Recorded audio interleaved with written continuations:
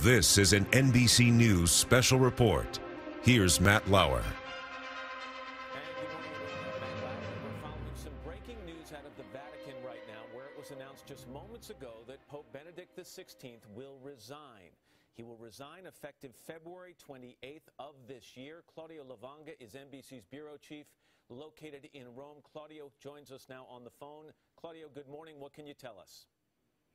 Good morning, Matt. Yes, this came as a shock, of course, for all of us and for the billion Catholics around the world. I mean, I just got confirmation of that news from the senior advisor to the Vatican, Greg Burke, who said that he made that speech in Latin. The Pope made that speech in Latin this morning during a relatively small event, which was the consistory for the canonization of the martyrs of Opera, a small town in the region of Puglia in the south. And he just said that he doesn't have the strength anymore. I mean, this came as a shock because the Pope had the right to resign, and nobody ever did before him, especially considering that he comes after John Paul II, a man that at 85 wasn't even able to walk and neither speak really. He was mumbling towards the end of his life. And Pope Benedict XVI is just saying, I just don't have it anymore. I don't have the strength anymore to bear my mission to carry on the Catholic Church. Claudio, though, is there concern or is there some speculation that there might be more to the story than that? Is there some concern that, in fact, there is some health situation that we are not aware of? Indeed, there is a concern. I mean, Pope Benedict XVI has always been quite weak. We've never really got his health situation from the Vatican, as the Vatican has always been very secretive about the health of any pope, really. So we don't really know the extent of the health problems that Pope Benedict XVI might be suffering right now. But certainly, or hopefully, we will get to know much more during the next coming hours or days. And talk to me about how the process unfolds. I think a lot of us are familiar with what happens in the tragic event or unfortunate event that a pope passes away. But what would the process be like now if he has now told the world that he is resigning effective February 28th of this year? How does the process and what is the timing of the process of selecting the next pope?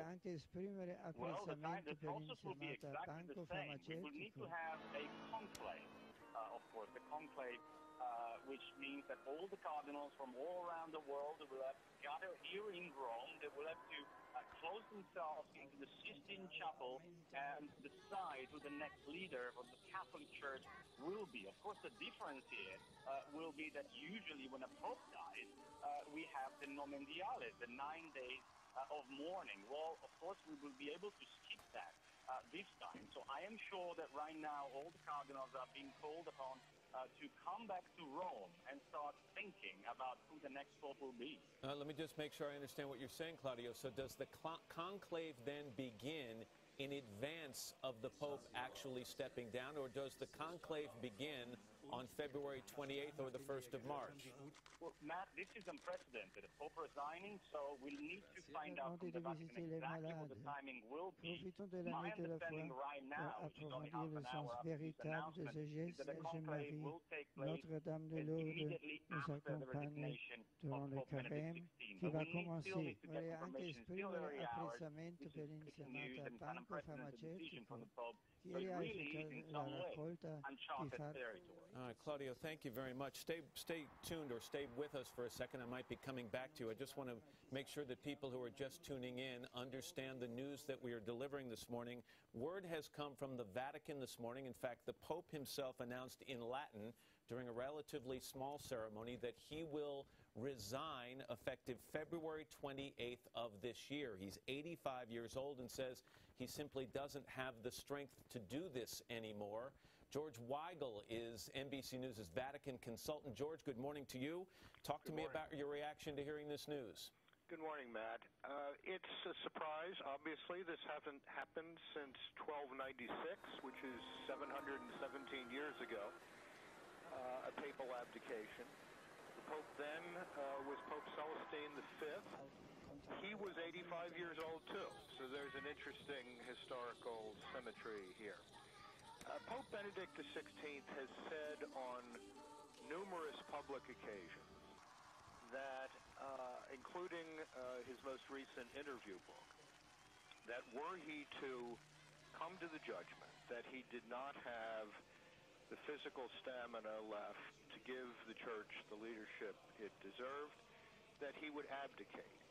I think that is, frankly, the proper word in this occasion. A resignation is something someone hands to someone else. Popes have no one to resign to. So this is an abdication. He has said he would consider this. I'm sure he considered it thoughtfully and prayerfully. It is obviously unprecedented, but I think we all had the sense, both from the realities of a world in which people live much longer than before, and from the Pope's own words, that this was a real possibility. I find the timing of this somewhat surprising. Why? Since the Pope is leading the church right now through what he calls a year of faith, a special year devoted to the theological virtue of faith, to the proclamation of Christian faith throughout the world.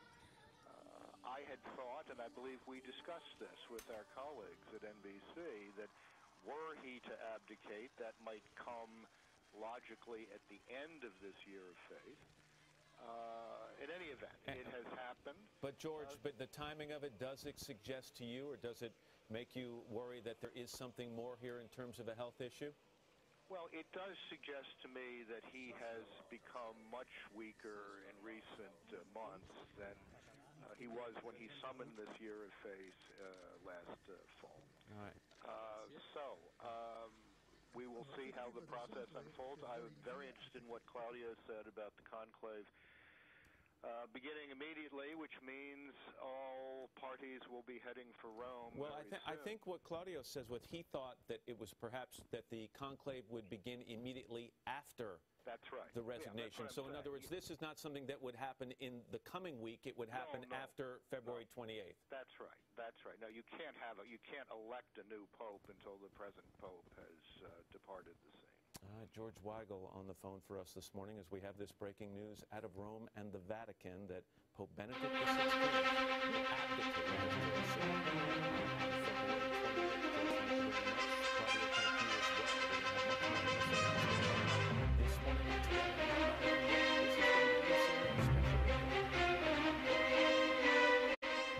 All right, again, you were watching an NBC News special report. The Pope is resigning effective February 28th, and we'll have more information throughout the show. We'll be right back.